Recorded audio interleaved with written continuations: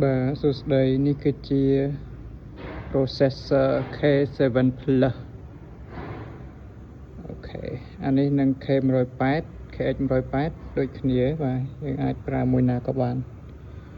នេះខាងក្រោមនេះខាងក្រោយនេះខាងក្រោយវាអូខេ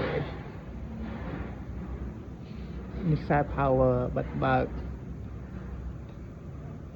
អូខេ light left right left center កណ្ដាលសាប់អានេះសាប់អានេះ